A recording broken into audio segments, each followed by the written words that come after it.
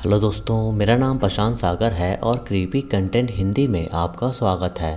आज हम बात करेंगे 2020 में आई एक हॉरर थ्रिलर फिल्म लकी के बारे में, जिसकी IMDb रेटिंग्स हैं 5 स्टार्स आउट ऑफ 10 और इस फिल्म की कहानी थोड़ी यूनिक है, तो आप इस वीडियो को एंड तक ज़रूर देखना। मेरी लास्ट वीडियो को देखना ना भूलना, लिंक आपको डिस्क्रिप्शन में मिल जाएगा। और अगर आपको ये वीडियो अच्छी लगे तो प्लीज़ चैनल को सब्सक्राइब ज़रूर कर देना। तो चलिए अब चलते हैं इसकी स्टोरी की तरफ।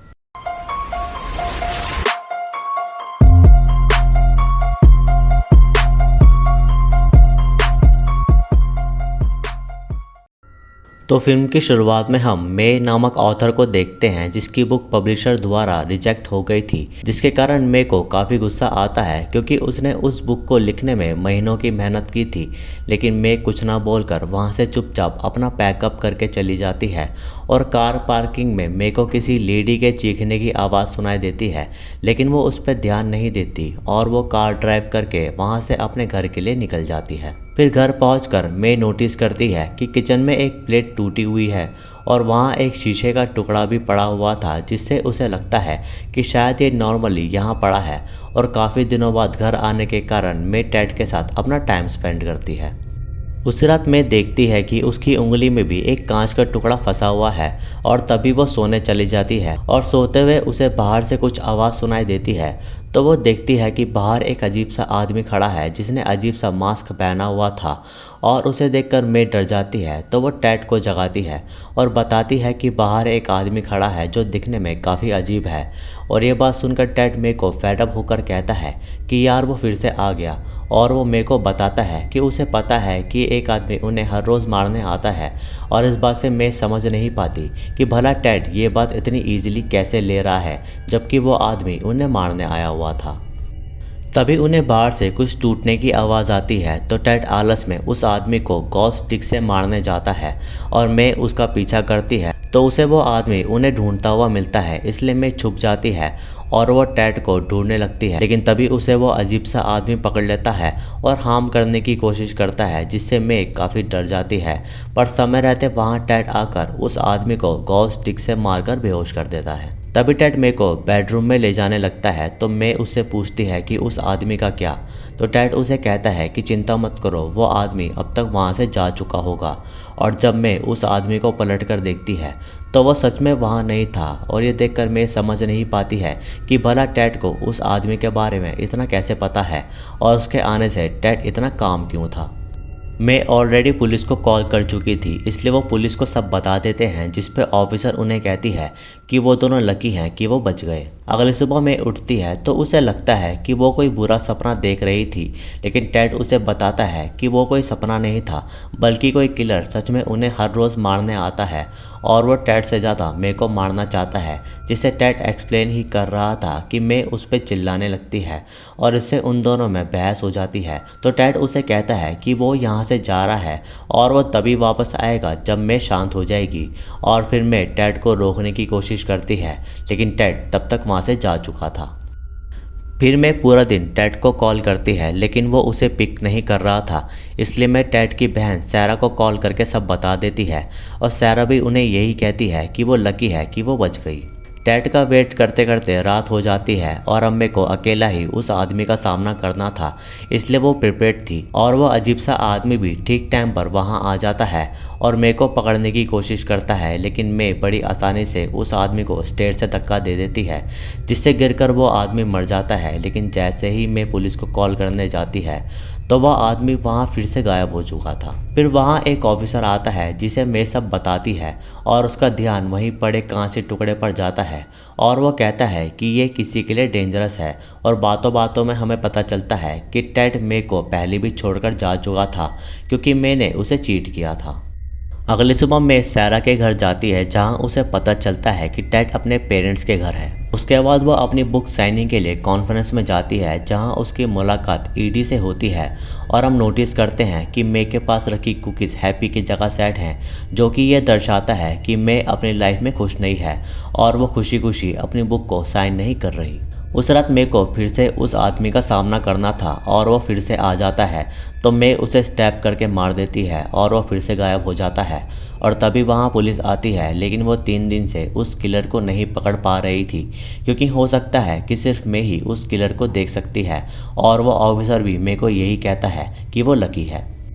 अगले दिन मे टेड का फ़ोन ट्राई कर रही थी, लेकिन तभी वहाँ वो अजीब सा आदमी फिर से आ जाता है और वो मे को हार्म करने की कोशिश करता है, लेकिन मे उसे फिर से आराम से मार देती है और वो फिर से वहाँ से गायब हो जाता है। लेकिन हम देखते हैं कि वो किलर अब दिन में भी आने लगा है। उस रात पुलिस उस किलर के आने से पहले ही पहुँच जाती है, लेकिन वो आदमी उस रात नहीं आता, क्योंकि वो नाइट शिफ्ट की जगह अब डे शिफ्ट करने लगा था।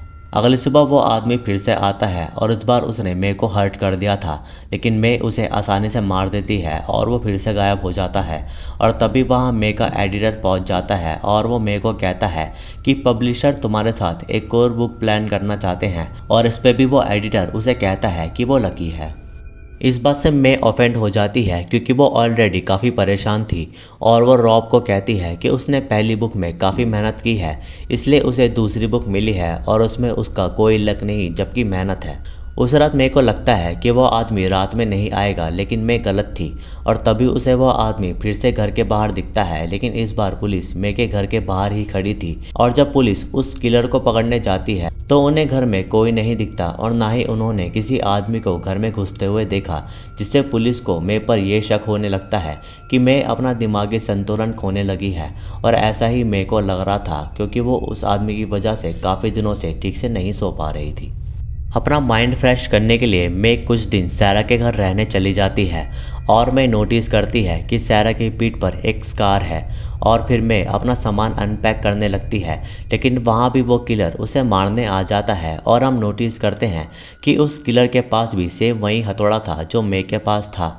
और तभी मे उस किलर को फिर से काफ़ी आसानी से मार देती है, लेकिन उसके साथ मे वहीं बेहोश हो जाती है। फिर जब मे को होश आता है तो वहाँ से वो किलर गायब हो चुका था और उससे पुलिस फिर से काफ़ी सारे सवाल पूछने लगती है, जिससे मे फेडअप हो जाती है, क्योंकि ये सब तो हर रोज़ हो रहा था। और जब मे पुलिस से पूछती है कि उनके सवाल कब से चल रहे हैं उसे याद भी नहीं, तो वो ऑफिसर मे को कहता है कि पार्किंग से जो हमने वीडियो की शुरुआत में देखी थी, लेकिन वहाँ तो कुछ भी नहीं हुआ था और ना ही वहाँ पुलिस आई थी, तो फिर ये ऑफिसर क्या बातें कर रहा था। फिर मे उस पार्किंग में जाती है जहाँ कोई दूसरा किलर उसे घूमता हुआ दिखता है और वो किलर उसकी फ्रेंड एडी का था। और वो मे को बताती है कि उसके साथ भी यही सब हो रहा है, लेकिन ये प्रॉब्लम सिर्फ उन दोनों की नहीं है, बल्कि वहाँ हम काफ़ी लड़कियों को देखते हैं जिनके पीछे उनके अलग अलग किलर पड़े थे और वो उन्हें मारने की कोशिश करते हैं। इसलिए एडी मे को कहती है कि उन्हें उनकी मदद करनी चाहिए, जिसमें मे एडी को कहती है कि वो उनकी मदद नहीं कर सकती और उसने एडी की मदद इसलिए की क्योंकि वो उसे जानती है। फिर मे वहाँ से जाने लगती है तो हम देखते हैं कि मे के किलर ने एडी को मार दिया है। उसके बाद मे वहाँ से जाने की कोशिश करती है तो वो किलर उसकी कार के पीछे आ जाता है, तो मे उसे फिर से मार देती है और हम देखते हैं कि उसके कार के बैक साइड में टेड है और मे बिना ड्राइव करे घर कब पहुँच गई उसे पता ही नहीं चला। शायद उसके मेंटल स्टेट काफ़ी ख़राब होती जा रही थी। टेड ने कहा था कि वो तब वापस आ जाएगा जब मे शांत हो जाएगी, इसलिए वो दोनों फिर से मिल जाते हैं, लेकिन तभी वहाँ वो किलर फिर से आ जाता है और इस बार वो टेड को ही मार देता है। इसलिए मे उससे बचकर घर में भागती है और सोचने लगती है कि वो ये सब कैसे ख़त्म करे। और तभी उसे वो कांच का टुकड़ा पड़ा मिलता है, जिससे वो उस किलर को स्टैब करके मार देती है। और हम नोटिस करते हैं कि वो और किलर एग्जैक्ट सेम पोजीशन में हैं, जिससे हम समझ पाते हैं कि मे और वो किलर अलग अलग नहीं हैं बल्कि एक ही हैं।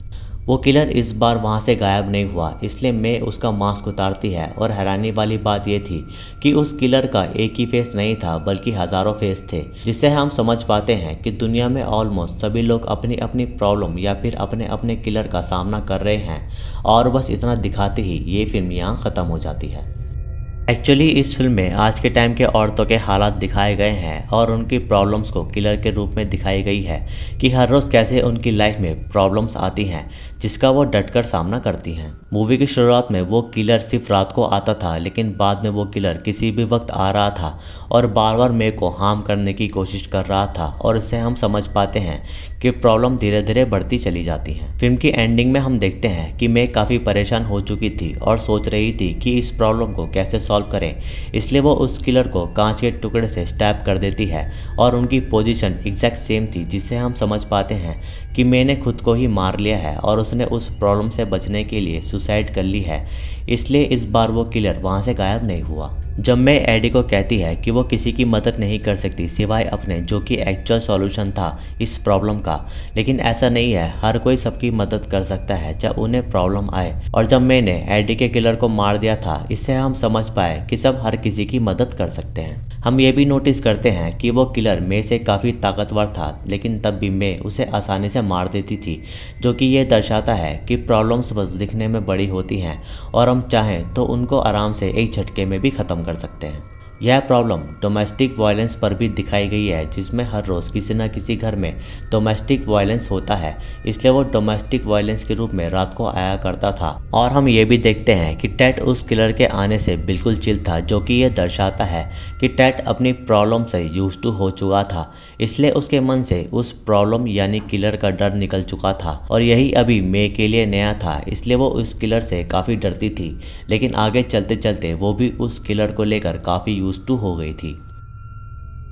इस फिल्म में कमज़ोर मैरिज को ग्लास के रूप में दिखाया गया है, जो कि हल्का जोर लगने पर टूट जाते हैं और ऐसे ही मैरिजेस में क्रैक से वो भी टूट जाती हैं। इस फिल्म का टाइटल लकी इसलिए है क्योंकि टेड, मे और बाकी सब अपने किलर का सामना कर रहे थे, इसलिए वो बच पा रहे थे, तो इसमें वो सब लकी नहीं हुए। और हम देखते हैं कि इसमें उस पार्किंग का भी काफ़ी रोल है, जिसमें हम प्रिडिक्ट कर सकते हैं कि मे के साथ उस दिन ज़रूर कुछ वहाँ बुरा हुआ होगा, जैसे रेप वगैरह, जो कि हमें नहीं दिखाया गया, इसलिए मे ट्रॉमेटाइज हो गई और उसे कुछ भी याद नहीं था। लेकिन उससे ऑफिसर उस पार्किंग के बारे में बार बार जिक्र कर रहा था। मे का दिमागी संतुलन ठीक नहीं है, इसलिए उसकी दुनिया में वो किलर उसे मारने आता था और वहाँ हो सकता है कि टेड भी उसका इल्यूजन हो, क्योंकि टेड पहले ही मे को छोड़कर जा चुका था जब उसने उसे चीट किया, इसलिए हम टेड को पूरी फिल्म में नहीं देख पाते और ये फिल्म इस कॉन्सेप्ट से काफ़ी यूनिक बन जाती है। आई होप कि आपको ये फिल्म काफ़ी हद तक समझ आ गई होगी। ये सब फिल्म में हमारी ऑब्जर्वेशंस है और हो सकता है कि फिल्म में ये सब ना हो और हम हर थ्योरी से गलत हों, क्योंकि फिल्म मेकर्स ने ये सब थ्योरीज हमें नहीं दिखाई गई। बट फिल्म देखने में काफ़ी इंटरेस्टिंग है और आई होप कि आपको ये वीडियो अच्छी लगी होगी। वीडियो अच्छी लगी तो इसे लाइक करें, शेयर करें और कमेंट्स में अपना सुझाव दें। सब्सक्राइब करके बेल आइकन को ज़रूर दबाएं नए वीडियोज़ की नोटिफिकेशन के लिए। इंस्टाग्राम पर मुझे फॉलो करें, लिंक आपको डिस्क्रिप्शन में मिल जाएगा। बाकी मैं मिलूँगा आपसे अगली वीडियो में, तब तक के लिए जय हिंद।